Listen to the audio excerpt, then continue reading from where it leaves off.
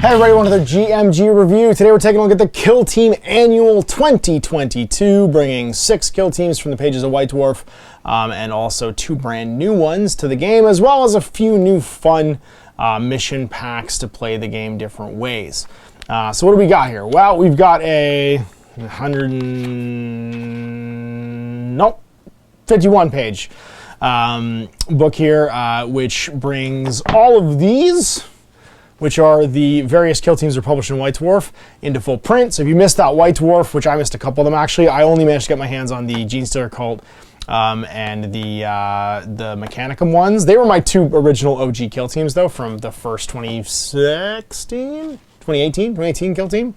And then I missed the Warp Coven and the Harlequin ones, which was nice. And I have access to these. What I did do is I went and looked through the book, and I can't see any differences between what was in White Dwarf and what's published here. There might be some super minor ones, but I looked pretty hard at those too, and unless there was something like mechanically really broken. Someone mentioned there was something with the Warp Coven kill team that didn't make any sense. There's some endless loop thing they may have closed. I don't know what it is exactly though, so I'm not sure if there are any changes, but I didn't notice any in those 2 in particular. So it looks like it's just a core reprint. There might be some minor tweaks. I'm sure people that played those teams more diligently than I did are probably going to notice them. I didn't notice any. So I'm not going to spend a ton of time on those 4 teams because they're already in print. They're in White Dwarf, they're out there. I'm going to focus on the 2 new teams, which is the Starstriders, well, new teams. The 2 new teams that previously were in the Rogue Trader expansion for 2018 Kill Team, that now have roles in 2022, which I'm super pumped for. Quick recap of the mission stuff. It's mostly like asymmetrical missions, so these critical operations. So you have some multiplayer missions. These are fun. There's 6 ways of playing with more than 1 player. It's different drop zones, basically 4-player games. And a last stand mission pack, which is 3 different asymmetrical missions where one's attacking and one's defending, which is really nice. So these are not match play missions, obviously. These are designed to be fun and evocative of, sort of like movie tropes, basically, for your kill team games. So that's a nice little bit of content. I mean, it's only like the first 30, 40 pages. And then there's a great showcase in here, too, of some studio kill teams. Obviously, the design studio probably had a lot of fun playing kill team games. They're great like at work games. From experience, I think you can play in like 35 to 40 minutes on a lunch break as a great distraction, especially when you work in this industry. And so you can see here there's lots of cool painted kill teams, a great guardsman one, novitiates and legionnaires. And there's the Starstriders all painted up as well, fighting some more legionnaires, demons, fighting some orcs. I really like this Marine kill team, Intercessor one, against these Tyranids, and then some veteran guardsmen, some Tau, more orcs, more veteran guardsmen. It's all pretty modern. It all looks like it's from the 2022 one. All right, then our 4 new kills teams. So the first off, our 2 new kill teams.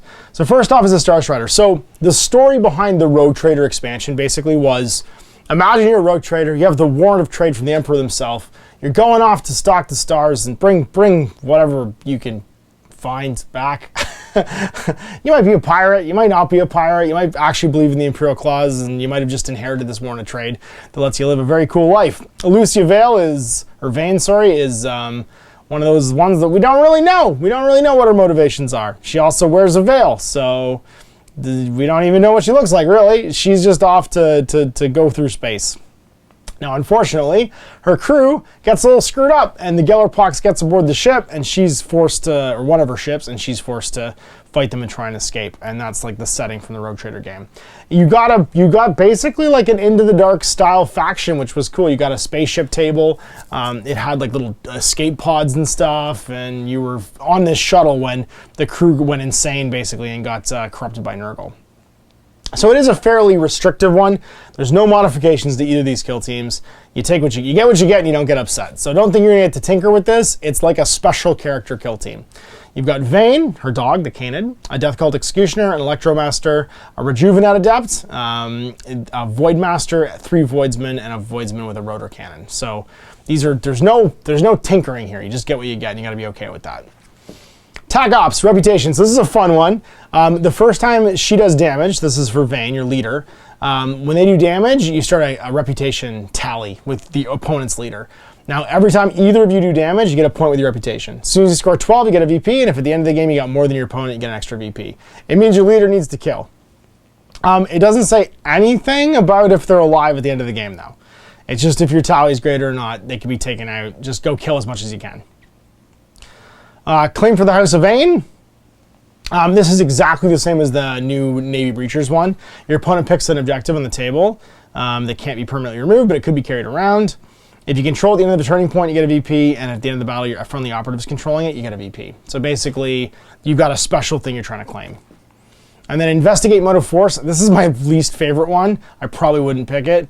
Your Electromaster has to basically investigate a second objective outside your deployment zone, and then a third one to get a max point. So as soon as you investigate a second objective with them and Investigate Mode of Force, it counts as being investigated, and you can't do the same one twice. So there has to be at least 3 outside your deployment zone, and then he has to get to 3 of them and not die, and he's not exactly durable. So it's not great. The Reputation one and the Claim one are probably the ones I might take, but you're probably just better off with your core attack ops, which for them are Recon and Security. All right, your Warn to Trade. These are pre- and post-game effects. You get 3 of them per game. You can pick them at any time, or sorry, the time that they're told, and you get the effect that's resolved. You can't do the same one more than once. So like Coerce, when you're rolling for attack or defender, reroll the die, get an extra CP at the start of the game. Adaptable Terms, selected attack up from 2 different archetypes instead of 1. Consideration, 6 extra points of equipment. I think the CP one and the equipment one I'd probably take every game. And then Explore, you get 2 scouting effects instead of 1. Or you can reroll initiative once per game. So I'd probably just take equipment and CPs and then save my my reroll for initiative at some point. And that'd be my 3. And then support assets. Every firefight phase, you can pick 4 times per game. You can't do the same one twice in a row. You can pick basically a guard veteran support asset. You draw a line of sight from the person doing it that's not a Canid or a Elucidian Vayne, and you get one of the following effects. They count as being the source of the shot, basically. She's calling her spaceship to do stuff. There's an Archaeotech Beam, 4 shots, 4+, 6, 7 damage, AP 2 and Barrage. Guided Shell. It is 5 attacks, 4+, 3, 5 damage, Barrage, and Blast. And then a Cluster Bomb, which is Blast 3, 5 attacks, 4+, 2, 3 damage, and Barrage. So basically, really hit something dead, little explosion, big explosion. All right, strategic ploys. For 1 CP, Lethal Proximity. If you're within short, reroll all your attack, or one of your attack dice. So the whole team, basically, if they're within red of something, can reroll an attack dice during a shooting attack. Stake a Claim. For 1 CP, every time a Starstrider operative in your fights in combat or makes a shooting attack, and it's within 3 of a token, so you place a token anywhere in the kill zone. Before rolling attack dice, you can retain a hit as a successful hit without rolling it, and then remove it away. So you just go, that's my spot, and then if you're within 3 of it, whenever you're rolling attack dice, you just get to retain a single hit. Undaunted Explorers for 1 CP until the start of the turning point. Each time a friendly Elucidian Starstriders operative is within 2 of an objective marker and within 6 of your opponent's drop zone, and it fights or shoots, or someone fights or shoots it. In the resolve successful hit step of the combat or shooting attack, you can have the damage on your friendly operative from one of your hits. I don't love that one. I mean, maybe late game it could be handy. And then New Frontier until the end of the turning point. Each time a friendly Starstrider operative, excluding a Canid, performs a normal move, add 1 to its movement, but you must finish closer to the drop zone. Good first turn one to add a point of movement. And then your tactical ploys, Combined Arms. Use a tactical ploy after rolling your attack dice for a shooting attack made by a Elucidian Starstrider operative. If the target of that attack is an enemy operative that was targeted by another friendly operative, with a shooting attack, you can reroll any or all of your dice. So basically, when you tag team somebody, the second person gets to reroll their dice. You got Survivalist for 1 CP. Uses when a friendly Starstrider operative more than 3 from an enemy operative is activated. That friendly operative gains 4 lost wounds. You can use attack ploy for each friendly operative once. Basically, you take the smelling salts. You have to be far away, but you get for 1 CP, you get to heal. That one's going to be very cool, I think, just in general, especially starting with extra CP. Daring, for one of your operatives, get an extra CP. So straight up, those 2 tactical ploys are amazing. Everyone can built-in heal for a CP, and everyone can buy an AP. And then Well Drilled uses tactical ploy when a friendly Starstrider operative is activated. Select one other friendly Starstrider operative visible when within 6. After you operate the first, you can immediately activate the second. So you get the same tag team ability that the Breachers get, which is kind of cool. So those 3, the combined arms, kind of okay, but Survivalist, Daring, and Well-Drilled are amazing tack ploys. And I think you just save all of your CPs for those. Maybe Lethal Proximity if you get up close. All right, we're into profiles. So Vayne herself, she's just kind of human. She got a 4+ save, which is nice. So, but she's just 3 move, 2 AP, 1 group activation, def 3, 4+, and 5 wounds. She has a digital laser. It's 4 attacks, 3+, 0/0 damage. It's lethal 3+, though. Indirect limited mortal wounds 2. So as long as it hits, every hit does 2 mortal wounds, but it's only range 3. What a bananas ability. So sure thing. Let's just activate Lethal Proximity so I can reroll one of my dice. It's indirect for some reason, even though it's got a 3-inch range, and I just walk within 3 of something and do maybe 8 mortal wounds to it. Holy crap. So good. Then she's got a Relic Pistol. It's 4 shots, 3+, 4/5 damage. Short range though, indirect and piercing 1. And then Monomolecular Cane Rapier. It's 4 attacks, 3+, 3/6 damage, and lethal 5+ to Power Sword. She has a 4+ invul, which is cool, so she never modifies her save. She's got Predator. Each time this operative is activated, it can perform a free fight or shoot action during its activation. So it kind of has 3 AP. And it's free, so you can shoot your pistol and your digital laser in the same turn. And then you can fight as many times as you want with your Monomolecular Cane Rapier, or you could... oh no, because you can't shoot twice. It's just a free action. So basically you're spending 2 AP to do something else. That's right, because it doesn't allow you to do it... It's just a free action. It doesn't allow you to do it extra. So she's mobile, I guess is what it is. And then Merciless. Each time this operative fights in combat or makes a shooting attack, if it's against an enemy operative that has fewer than its starting number of wounds remaining, in the roll attack dice step, you can reroll one of your attack dice. So built-in attack against wounded, or reroll against wounded things. Your Cannon's got 6 wounds and a 5+ save, but moves 4. Vicious Bite, 4 attacks, 3+, 3/4 damage. It's got Rending, so it trades a... if it crits, it trades another hit into a crit. Can't perform missions actions, can't have equipment, unless it says candid specifically, and each time it's activated, it can ignore the first circle of its travels in a climb, drop, or traverse. And it's a loyal companion. Each time an enemy operative performs a fight action, if this operative is a valid target, you can select this operative to be the target instead, so it gets in the way.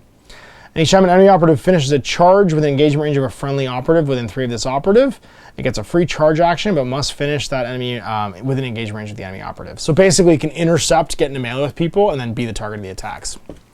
And then finally, Retrieve, perform a free dash, fallback, or normal move, and then along that, you can do a free pickup action. So basically, go and get something and pick up objectives. So, cool defensive piece. Death Cult Executioner, so 6+ save and 8 wounds. 3 AP though, and 3 movement with Run Group will activate. It's got a Dart Mask for shooting attack, it spits darts. 4 attacks, 3+, 1/1 damage, range 6, lethal 5+, and silent. And then stun, so you can do it even when you're, so if you get a crit on a lethal 5+, you're basically reducing the AP at whatever your target is, which is nice. You can do it even when you're concealed. 5+ invul, so even though you have a 6+ save, you still get a 5+ save. Duelist, each time you fight and the resolve hits, any misses, you can resolve one successful hit before the attacker, and if you do so, that hit must be used to parry. So basically, you make all your attacks through power weapon, which is great. 2+ to hit, 5 attacks, 4, 6, lethal 5+, but then before they go off, you get to parry one of their hits. And then Zealot, 6+ wound shrug, and Assassin, change their order. This operative can perform this action while within engagement range of the enemy. Then your Electromaster, he's got a Voltaic Pistol, 4 shots, 4+, 4/4, range 6, Redding, and Splash. A lot of short range stuff. You've literally got nothing outside of range red right now across the whole team. And then your Gun Butt for 3 attacks, 4+, 2/3 damage. You get your Voltgeist Array. Each time a shooting attack is made against a Elucidian Starstrider within 2 of this operative, 2 circle. In the roll defense dice step, you can reroll one of your defense dice. You get like a force field. And then Missionary of the Martian Creed. Once per turning point during this operative's activation, performs a mission action for 1 less action point. So it makes him a bit better. He's got a 4+ save and 8 wounds. He's a bit better at doing that action, but getting him out to top 3 objectives just seems really hard. Even if he's moving 12 inches a turn. And then your Voltgeist field for 1 AP. Sorry, he can't move 12 inches per turn. He'd move 3, so he'd go 6, 9, because he'd have to dash. Until the end of the turn, each time an enemy operative moves within 2 of this operative, so circle, inflict D6 mortal wounds on the enemy operative. This operative cannot perform this action while within engagement range of an enemy operative, or if it's performed the Voltgeist charge action during this turning point. So you can engage your force field to make it so they take D6 mortal wounds. So again, keeps them safer going through it, but doesn't do anything against shooting, which means that you just blast this guy's 4+ save and 8 wounds off the table. He doesn't have an invulnerable save. He can reroll a defense dice with his Voltgeist array. And then Voltgeist charge until the end of the turning point. The Voltaic pistol he's equipped with gains lethal 4+. So this operative cannot perform this action while within engagement range of the enemy, or if it's performed the field action during this turning point. So you can activate attack or defense. And then you get your Rejuvenate Adept. So just basically guardsman stats, 5+ save and 7 wounds. Has a las pistol, short range, 4 attacks, 4+, 2, 3 damage. And then your Scalpel Claw, which is kind of cool actually, 3 attacks, 4+, 3, 4 damage, and rending. You have your Normalizer Helm. While Starstrider is within red of this operative, it's not treated as being injured. So only ignore its movement modifier. And then Battlefield Surgery. Once per turn during a turning point, the first time another friendly operative be incapacitated within 3 of this operative. It's not, and they can revive it. If it's not within engagement range of an enemy model, they can revive it. The friendly operative is not incapacitated, has 3 wounds remaining, and if it was a shooting attack, any remaining dice are discarded. That friendly operative can then perform a free dash action, but it must finish its move within 1 of this operative and subtract 1 from both their APLs. So basically the standard medic ability, but leaves you with 3 wounds left. And then Healing Serum for 1 AP. Do a friendly Starstrider with it visible and within 1, so black of this operative. They regain D3 + 3 wounds, and an operative can be selected for this once during the turning point. Cannot be selected if it was revived, sorry, and this operative cannot perform this action while it's within engagement range of an enemy operative. So you can do it more than once, but you can't do it if they were revived during the same turn to heal them. And then you got your Void Master. This is the Sarge. He's got an extra wound, 5+ save. His Artificer Shotgun. Close range, it's 4 attacks, 2+, 4, 4. And then long range, so over red, it's 4 attacks, 4+, 2, 3 damage. And then that's your main attack that's over red. is that guy's long range shotgun, 2, 3 damage. And then your las pistol, 4 attacks, 3+, 2, 3 damage, and a gun butt. He's a disciplinarian. So while a Voidsman operative, where are the Voidsman operatives? Oh, the Voidsmen are here. Sorry, the one's got a rotor cannon, that's why. While a Voidsman operative is equipped with within 2 of them, he gains the balanced rule on his weapon, and hardy once per battle. During the resolve successful hit step of a combat or shooting attack, ignore the damage inflicted from 1 attack die. And then uncompromising fire for an AP. Make a shooting attack with the las pistol and make a shooting attack with the close range profile of the shotgun in any order you want. And then this is treated as a single shoot action. This operative cannot perform this action if it has a conceal order while within engagement range of enemy operatives. So basically, he fires both guns for 1 AP. And then your Voidsman, of which the rotor cannon guy is 1. It's just the picture threw me off there. Same core stats, 7 wounds. The las gun is just a guard las gun. And then the rotor cannon is 6 shots, 4+, 3, 4 damage, Fuse-a-Lot, and heavy. I would have given it Ceaseless or Relentless. It's for your only long-range guns. These are very, very poor guns. But these guys have some cool close-range stuff. They got some cool, neat melee options. And obviously, you also are calling down a storm of fire. So you're using your medic probably to calm down your, or just to stay prone even. You could just I would actually just have the Electromaster with his Voltgeist field up and in cover calling in the murder lasers from Sky. Flash Visor, you ignore all your modifiers to your APL and you're not affected by stun. Carapace armor for 2, you can upgrade everybody's armor save to 4+ for the Voidsman or Voidmaster. I mean, you take the 6 extra equipment points and there's 5 of these guys, you spend 10 of them then on Carapace armor for everybody. Why wouldn't you? Hotshot capacitors, +1 damage to your las guns. So the 3 las gun guys take that, and then you've got 6 extra, and now you've got +1 to, you've got 3, 4 damage on all your las guns. Concussion grenades, minus APL for 4+, frag and crack. It's basically designed that you just do all void armor on these guys and then give them hot shots, and you've now got a team that can maybe compete a bit at range. Cool rare equipment and battle honors. Battle honor, you can be loyal to House Vane, so if you're within 6 of her, you get better. Or discretionary, once per battle, when this operative is activated, can use the daring tac blow that's spending any command points, so just an extra AP for once per game. And then like cool grenades, a deck sweeper for your roto cannons against Relentless. Why would you just give it Relentless? I don't know why that has to be a thing. And then Glory and Profit or Eliminate Your Obstacles as your extra things. All right, the Gellerpox Infected. These are basically the crew of the engine room of Elucia Vane's like spaceship that, well, you can see they're not doing well. They get names like Wretchous Moldguts or Bile the Clammy. Now, there is a special character in here, though, just like the other one. You get to pick your kill team. It's always going to be exactly this. I don't know why it says Vulgrar Thrice Curse. Can only be added to your roster data slate once. Everything's one on here anyway. So your operatives, you get one of the Vulgrar Thrice Curse, the character. He's basically like the Stoker chief. A Bloat Spawn, a Flesh Screamer, a Lumberghast, 3 big guys, a Gellerpox Mutant with Frag and Heavy Axe, and 2 with Frag Grenades, Improvised Weapons, and Mutated Limbs, and then 4 Glitchlings, which are the little, like, Nurgling guys. All right. Your Tac Ops. Reveal this Tac Op at the reveal step of any turning point. Start a Rampant Nightmare Tally, adding 1 each time an enemy operative loses a wound as a result of the Nightmare Hulk operatives that are engaged range. So every time you do a wound in melee, not with shooting, if you get 30 of them, you get 1 VP. If you get 50 of them, you get another VP. So as long as you do 30 wounds in melee, which is very likely, you're going to get it. And I would always take this one. Because you're a melee army, I would just throw it in my deck and always do it. You can get Seek and Destroy and Security. You're probably just going to take Seek and Destroy and then combine that with Rampant Nightmare. Pestilent Host, Reveal this Tac Up the first time an enemy operative is incapacitated. Each time an enemy operative is incapacitated before it's removed from the kill zone, place 1 of your Pestilent Host tokens, some kind of Nurgle token, underneath the operative as close to the possible center of the base. At the end of each turning point, add each Pestilent Host token that friendly Gellerpox operatives control to your token pool. If the total number of tokens in your pool is equal to or more than 1/3 of the number of enemy operatives selected for deployment, score a VP. If it's equal to or more than 2/3 of the enemy operatives selected for deployment, score a VP. So to get to this one combos obviously with Rampant Nightmare because you're trying to kill guys. And then if you have a small team facing you, like a 6-man team, if you kill 4 Marines out of a 6-man Marine, you're going to skill 2 of these. You don't have to pick them up either. Sorry, if you control them. So you have to control them at the end, which you're going to be if you're taking Rampant Nightmare anyway. So at the end of each turning point, add each Pestilent Host token that friendly Gellerpox operatives control to your Pestilent Host token. So you just have to be standing next to them, and then you add them to your total. No pickup, no AP penalty basically to grab these. And then Tech Infection, you must reveal this when a friendly operative performs the Tech Infection action. If 3 or more objective markers are Tech Infected, get a VP. If 4 or more Tech Infected, get a VP.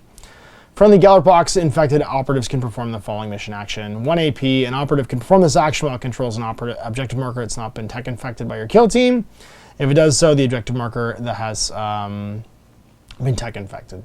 And it's all of them. So it's also the ones in your kill zone, it looks like. Yep. Just any of them. So basically just push buttons. So you use your Glitchlings to go do this, it looks like. So your 3 are basically pretty easy. And if you can get away with it, I would take the 3 faction tech ops for these guys pretty much all the time. This is a very close range melee team though. All right, your abilities. Techno Curse. Well, an enemy operative is within 3, so blue of friendly operatives with this ability, or 6 of friendly Glitchlings.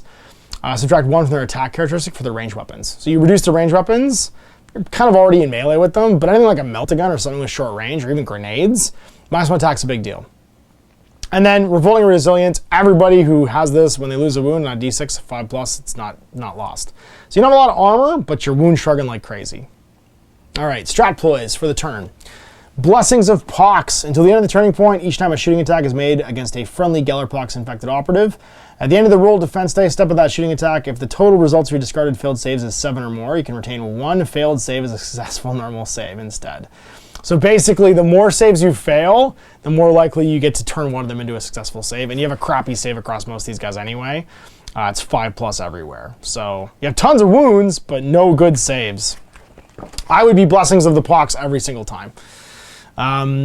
Blessings of Infection, until the end of the turning point, each time a friendly Gellerpox infected operative fights in combat. At the end of the roll attack dice step, if the total results of your discarded failed hits is 3 or more, you can retain 1 failed hit. So basically, until you get into melee, once you get in melee, and you're converting misses into hits for your saves and for your hits.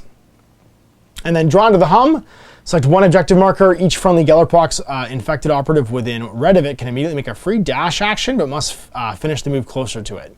This costs 1 additional command point for each previous time you've used it.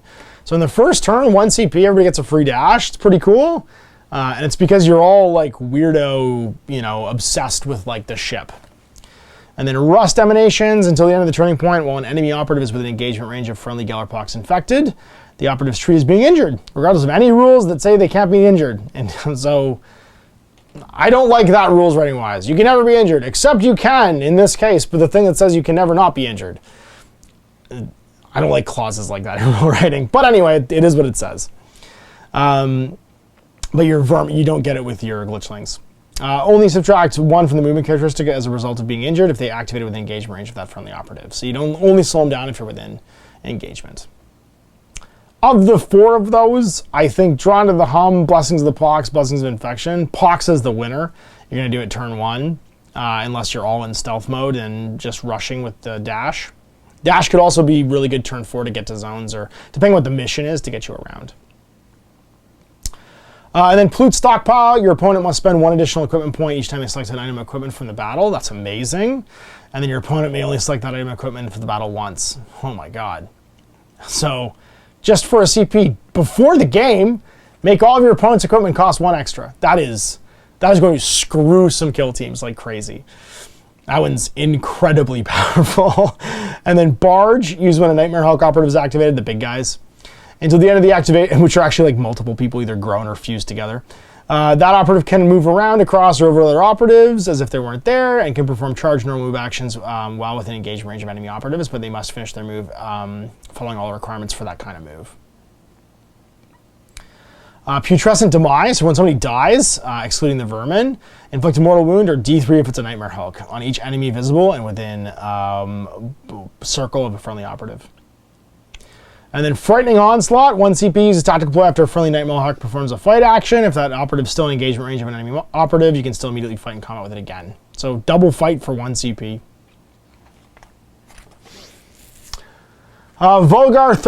This does not cost any action points, and you don't have to select the same target. And then Vulgar Thrice Cursed is your leader. The Bloat Spawn, Lumberghast, and Flesh Screamer are all your other Nightmare Hulks. So you get 4 big guys in this one, basically, and then a bunch of little guys to follow them around. They've all got roughly the same core stats: 3 movements, 2 AP, and 1 group activation. 3 5+ saves and 18 wounds. 19 for Vulgar. They have different melee attacks for the most part. That's the biggest difference. And then their core rules are kind of all the same. They all have Nightmare Hulk. Each time this operative perform a mission action or pickup, you must subtract 1 additional action point to do so. They're dumb. And then light terrain and operatives with a wounds characteristic of 15 or less don't provide cover for this operative because they're ginormous. They all get Revolting Resilient for the 5+ wound shrug and Techno Curse. So they effectively have an extra 6 wounds with the wound shrug. If you get lucky, it could be more. They've got their own bespoke stuff on top of that. So Vulgar's got his Pyre Gut. It's his Flamer attacks. It's basically a Flamer, 6 shots, 2+, 3/3, range 6, or red rather, and then Torrent. And then his Flesh Melted Weapons, 5 attacks, 3+, 4/5 damage. And then Engineered is the special rule. He can basically, whenever he's selected for deployment, select 2 of the following improvements for his weapon: either +1 normal, +1 critical, balanced, brutal, or lethal 5+, and then gain rending critical hit roll. I think you should probably always just take brutal and lethal 5+. And then you're just consistently doing 4 or 5 damage across the table. So, yeah. Or take +1 normal damage and then brutal. Because it means that you can only parry with crits anyway, and you're doing 5 damage flat, and you're hitting more often. So that's the other option. I would probably do brutal +1 normal damage, because then you're 5/5 damage, and it takes crits to parry you no matter what. So just everything you're hitting with is going to be 5 points of damage. That's probably the smartest way to do it. Then you've got your extra rules. So Thrice Cursed Hulk, light terrain and operatives with a wounds characteristic 15 or less don't provide cover. It's the same as Nightmare Hulk basically, but he's not stupid, so the mission actions don't cost as much for him.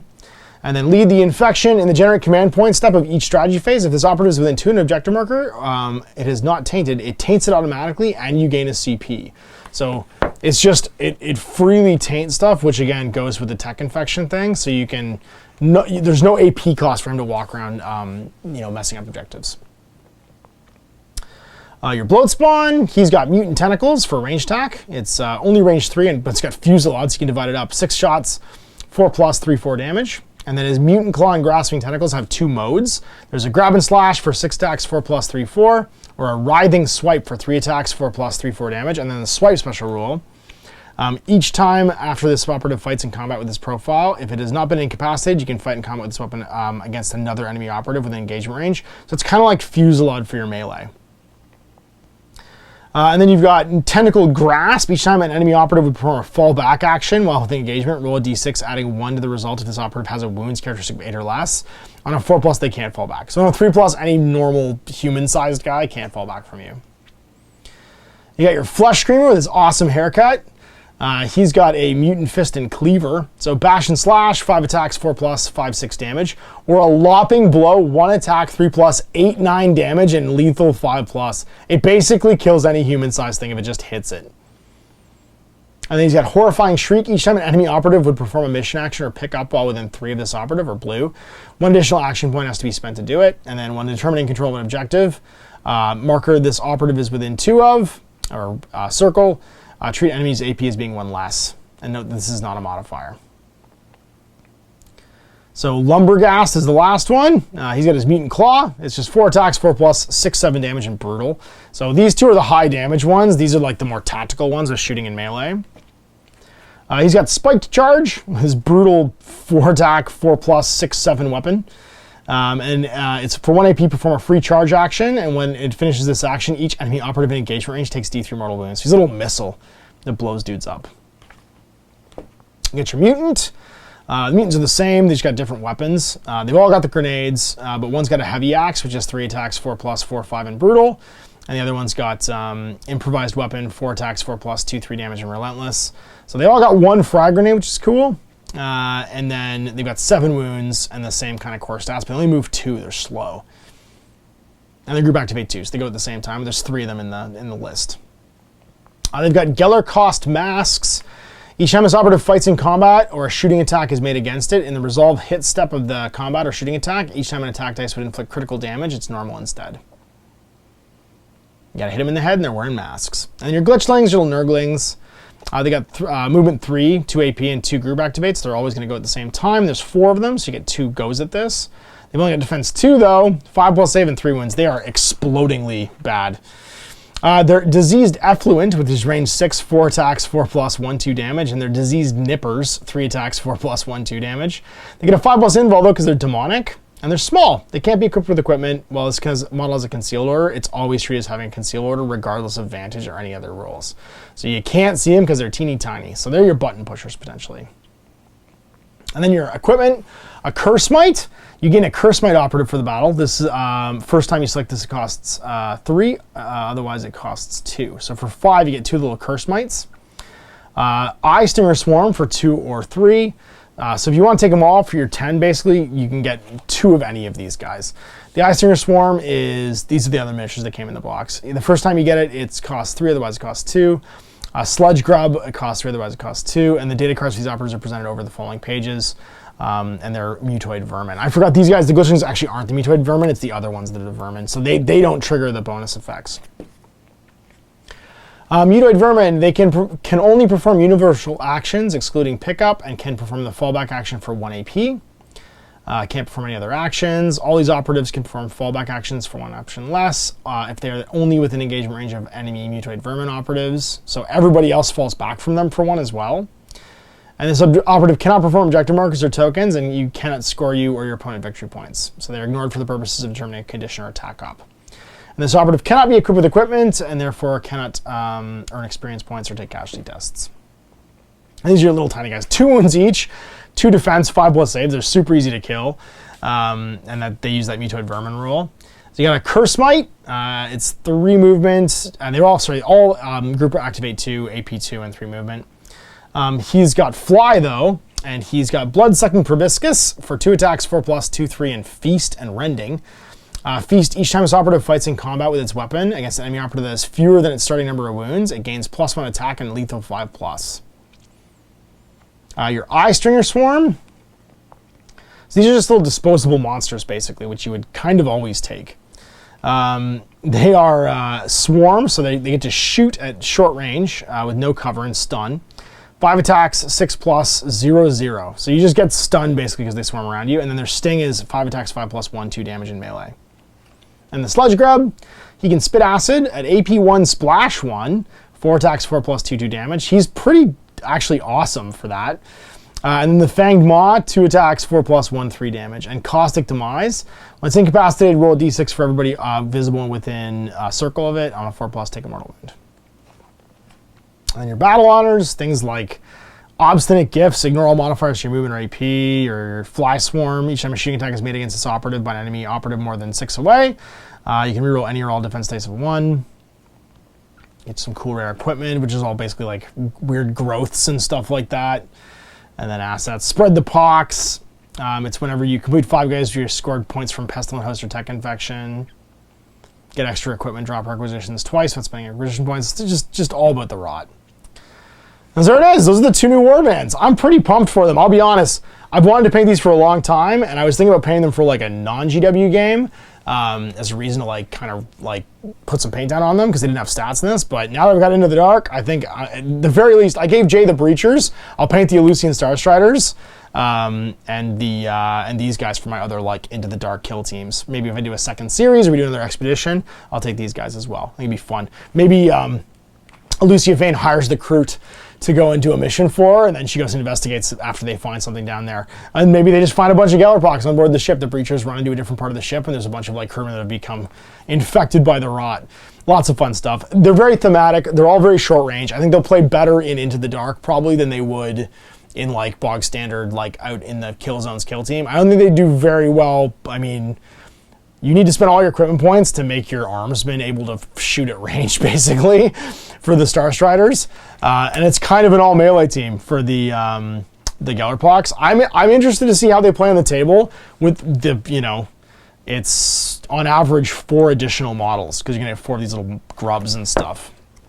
So with the 4 Hulks, and then you've got 4, 12, 15, 19 models on the table with these guys. That's a lot of activations. You're gonna even burn up all the Overwatch that way.